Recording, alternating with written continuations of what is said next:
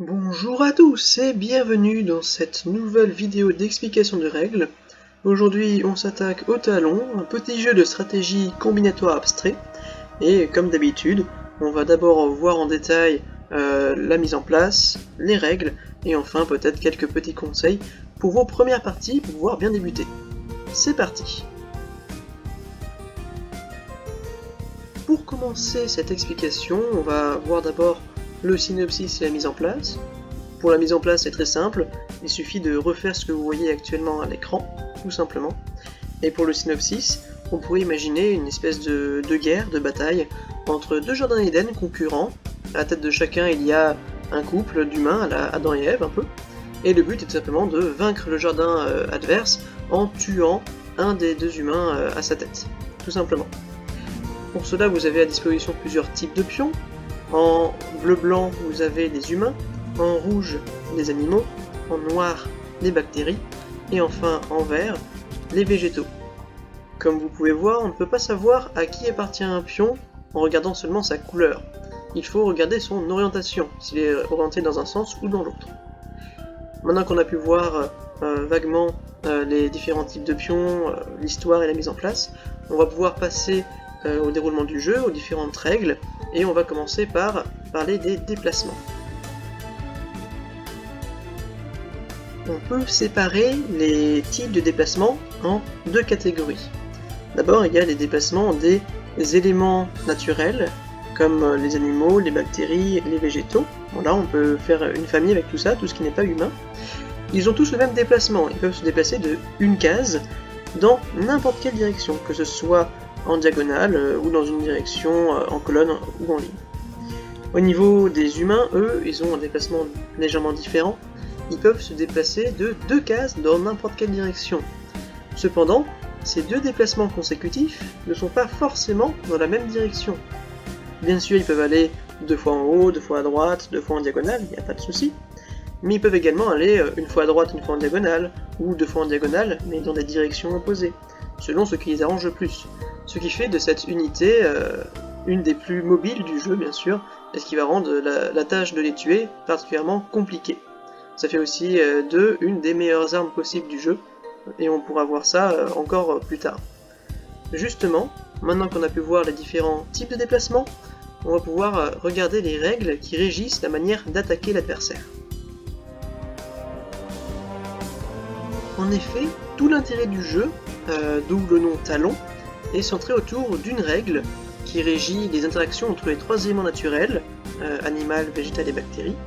C'est une règle similaire au pierre-feuille-ciseaux, c'est-à-dire un des trois éléments peut en manger un deuxième, mais sera forcément vulnérable au troisième. On va voir comment ça s'applique directement sur le plateau. J'ai pris par exemple le pion animal. Par exemple, il peut manger le pion végétal, il ne peut pas manger un autre pion animal, mais lui-même ne peut pas être mangé, donc aucun des deux n'est en danger. Et enfin, ici, il ne peut pas manger le pion bactérie, mais le pion bactérie peut le manger, donc il est en danger, et il vaudrait mieux pour lui qu'il fuit. Voilà, là c'est les interactions entre les trois éléments naturels, et on peut se demander, le pion humain, qu'est-ce qu'il fait là-dedans, puisque ce n'est pas un élément naturel, il n'est pas dans le triangle, donc quelles sont ces interactions? Et bien en fait, le pion humain est à la fois le pion le plus dangereux, mais aussi le plus vulnérable du jeu.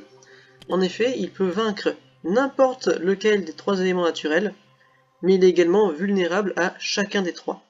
Donc il faudra faire attention à ne pas le laisser trop sur le front, mais de la même manière, si on ne l'utilise pas, ce serait quand même dommage, puisque ça reste une arme très efficace.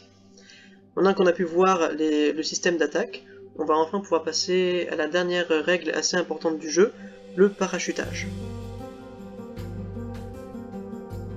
Vous avez peut-être déjà entendu parler du parachutage, puisque c'est une mécanique qui a déjà été utilisée dans d'autres jeux, notamment des jeux traditionnels de stratégie japonais. Et l'idée est simple, lorsque vous mangez un pion, vous avez la possibilité de le replacer sur le plateau, et cette fois-ci il vous appartient. Imaginons qu'ici je mange ce pion vert avec mon pion animal, à ce moment-là il rentre dans ma réserve, et plus tard je peux prendre un tour pour le placer.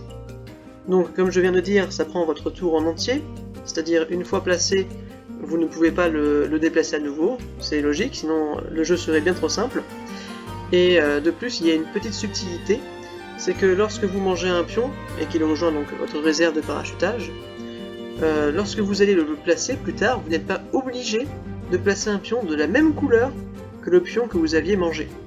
Si ça m'arrange de placer un pion d'une autre couleur, imaginons je vais placer ici un pion noir, eh bien je vais ranger le pion que j'ai mangé et prendre un pion noir à la place pour pouvoir l'utiliser. Voilà, on a fait le tour plus ou moins sur toutes les mécaniques importantes du jeu, et je vais maintenant passer peut-être à quelques conseils que je peux vous donner pour vos premières parties. Maintenant qu'on a fait le tour des différentes règles, je peux peut-être vous donner quelques astuces pour éviter de faire et de répéter les mêmes erreurs de débutants si vous voulez essayer de tester ce jeu. Tout d'abord, je vous conseille de mélanger vos pions. Je m'explique. Même si c'est joli au début d'avoir les pions voilà, bien triés par couleur, c'est très loin d'être une bonne idée, puisque pour un peu qu'on parachute un pion de la bonne couleur au bon endroit, le pion en question pourra faire un véritable carnage le temps qu'il y ait un bon pion de la bonne couleur qui arrive. Voilà. Et du coup, voilà, le temps que votre pion adéquat arrive, il aura le temps de se construire une grande réserve de parachutage, et il y a des chances que votre partie sera été déjà terminée sans que vous le sachiez. Deuxièmement, évitez de laisser sur le front des pions tout seuls dans leur coin, avec une case vide tout autour. Pourquoi ?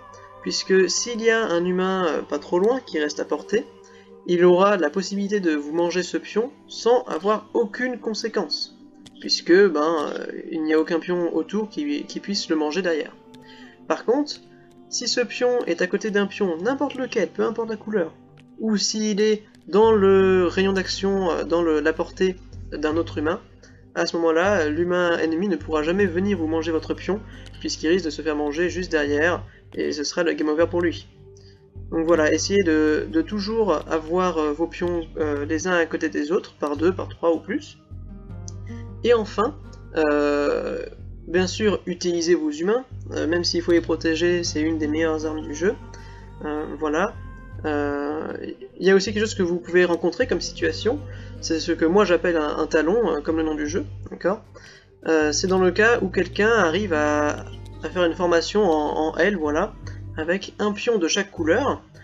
Le problème de cette formation, c'est que c'est extrêmement efficace, donc si vous tombez contre ça, ça peut être compliqué de la contrer, voilà, puisque le temps que vous arriviez avec un pion, il a sûrement le temps de se réorganiser pour ne montrer à votre pion que des pions auxquels il est neutre, voire des pions qui peuvent le manger, voilà.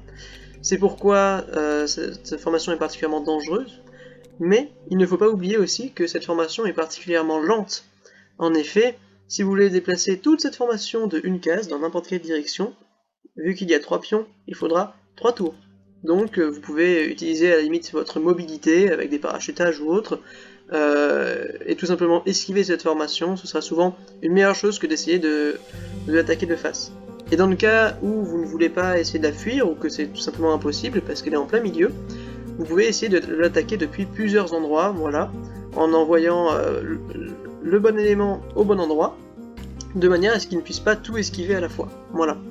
Le seul souci que vous pouvez avoir à ce moment-là, c'est dans le cas où il a ce qu'on pourrait appeler un talon renforcé, avec par exemple un humain qui comble voilà, le carré, et effectivement, là, si vous emmenez un pion tout seul, comme on a pu voir tout à l'heure, un pion tout seul, c'est forcément la mort derrière, par l'humain, donc voilà, à ce moment-là, la seule technique, ça va être de le contourner la plupart du temps, et souvent cette formation finira par se dissiper, puisqu'elle est vraiment trop lente. Voilà, je pense que c'est tout ce que je pourrais vous apprendre des différentes parties que j'ai pu faire. J'espère que les explications ont été claires. Si c'est pas le cas, n'hésitez pas à me le dire en commentaire si vous avez des questions, quelles qu'elles soient. J'espère que vous pourrez bien vous amuser sur ce jeu. Moi en tout cas, j'aime bien me faire des parties de temps en temps. L'avantage c'est que c'est quelque chose qu'on connaît, on va dire, au fond, le PFF ISO, c'est juste remanié de manière différente, c'est original, voilà, moi j'aime bien. Et du coup, j'espère un jour vous retrouver sur le plateau. À bientôt.